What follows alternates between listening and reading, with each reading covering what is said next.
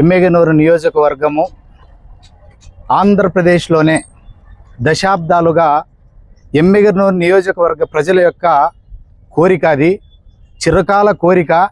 ఎందుకంటే ఆంధ్ర రాష్ట్రంలో ఎక్కువ మెజారిటీగా చేనేతలు ఉన్నటువంటి ఈ చేనేతపురి ఎమ్మిగనూరు మహానగరంగా ఏర్పాటు చేయడంలో అభివృద్ధి కార్యక్రమాల్లో సంక్షేమం అయితేనేమి, వ్యాపార వైద్య పరంగా అయితేనేమి అన్ని రకాలుగా అభివృద్ధి చేసి దాదాపుగా దశాబ్దాలుగా ఈ యొక్క ఎమ్మిగనూరుని ఈ రాయలసీమ ప్రాంతంలోనే అన్ని జిల్లాలు, అన్ని నియోజకవర్గాలు ఎమ్మిగనూరు వైపు చూసే విధంగా అభివృద్ధి చేసినటువంటి ఘనత, ఒక మ్యాప్ ఆంధ్ర రాష్ట్రంలోనే ఒక ప్రత్యేకత సంతరించుకున్నటువంటి ఈ ఎమ్మిగనూరుకి ఈ ఖ్యాతి ఘనత తీసుకొచ్చినటువంటి మహానుభావుడు బివి మోహన్ రెడ్డి గారు. మళ్ళీ ఈరోజు దౌర్భాగ్య పరిస్థితి ఏంటంటే మన ఎమ్మిగనూరులోన కనీసము ఎన్టీ రామారావు గారి విగ్రహం కానీ బివి మోహన్ రెడ్డి విగ్రహం లేకపోవడం అని చాలా బాధాకరము.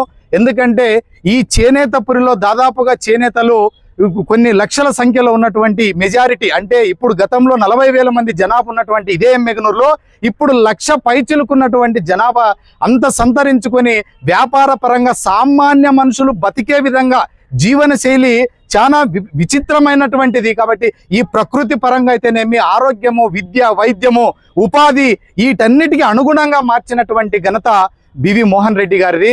మరి ఈ రోజు ఇప్పటి వరకైనా కూడా ప్రభుత్వాలు మారినా కూడా ఇది చిరకాల కోరిక, ఎమ్మిగనూరు ప్రజల యొక్క చిరకాల కోరిక.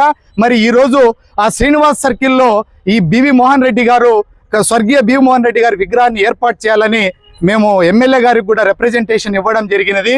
మీరు తక్షణమే, మున్సిపల్ అధికారులు కూడా ఇవ్వడం జరిగినది, తక్షణమే స్పందించి అక్కడ శివా సర్కిల్లోన ఎన్టీఆర్ గారి విగ్రహాన్ని ఏర్పాటు చేసి, అదేవిధంగా శ్రీనివాస్ సర్కిల్లో బివి మోహన్ రెడ్డి గారి విగ్రహాన్ని ఏర్పాటు చేసి ఈ ఎమ్మిగనూరు ప్రజల యొక్క చిరకాల కోరికని నెరవేర్చాలని చెప్పి ఎమ్మెల్యే గారిని కూడా మేము డిమాండ్ చేస్తూ ఉన్నాం.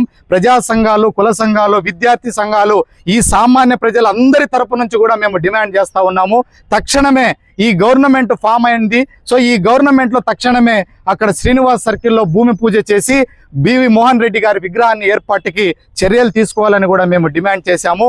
ఈ విషయాన్ని మీరు ఎందుకు ఇంకా నెగ్లెక్ట్ చేస్తూ ఉన్నారో అర్థం కావటం లేదు అధికారులు. మీరు నెగ్లెక్ట్ చేస్తే సామాన్య ప్రజానికం అందరు వెళ్ళి మేమే భూమి పూజ చేయాల్సి ఉంటుందని కూడా మేము తెలియజేస్తున్నాము. నా పేరు శ్రీరంగయ్య, సమతా సైనిక దళ అధికార రాష్ట్రపతిని.